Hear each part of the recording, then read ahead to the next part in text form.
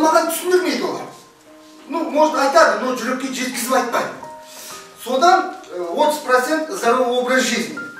Сол, когда мне дошло, мен дәрінің бәрін лақтырып жібердім. И вот 4 года вообще дәрі ішпеймін. Здоровый образ жизни, жаңағы правильный питание мен ұстанамын. Жаңағы өзінің нелері бар ғой, білесіздер, жаңағы тұзды аз жеу керек, жаңағы майын аз жеу керек деген и организмге полезный нәрселер. А потом здоровый образ жизни. А здоровый образ жизни не? Ең бірінші фактор ол БАДы. Мынау жаңағы шөптен жасалған дәрілер. Соны мен пайдаландым 4 жыл бойы. Кейбіреулер айтады.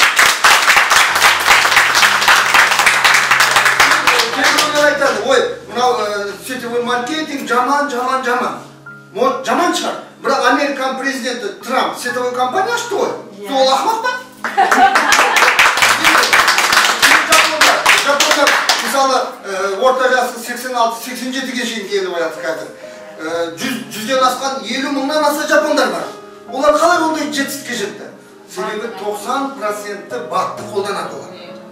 Бұлардың ең бастысы мына осы компанияның жасап жатқан бұл аурудың алдын алу. Мына БАДты қолданғандар уже ауырмайды.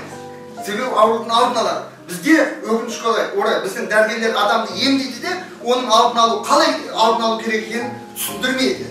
Сондай бізде енді қоғам қалыптасқан ғой, өкінішке орай.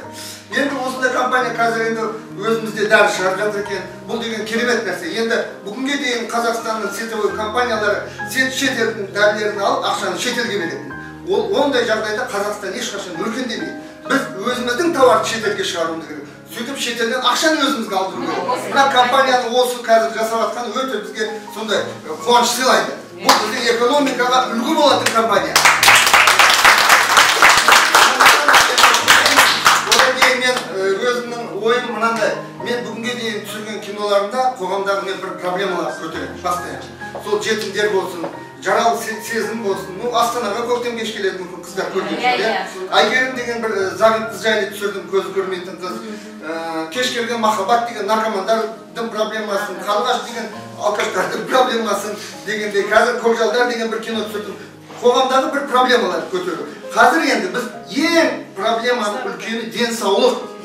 Өкінішке орай қазақтар аз жасайды. Сондықтан да денсаулықтың проблемасын халыққа жеткізу мақсатында менің ойым бір кино, художественный кино. Себебі біздер шынын айту керек, салауатты өмір салтын қалай ұстану керек екенін еш нәрсе білмейміз. Мен өзім вроде оққан азаматтың мысалда енді вроде режиссер, соны мен өзім 2 жылда 5 рет больницаға жатып білмеген ғой. Қалай бұның алдын алу керек екен?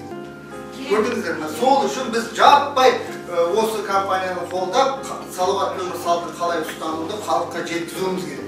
Сонда ғана біздің ұлттың денсаулығы мықты болады және болашағымыз жарқын болады.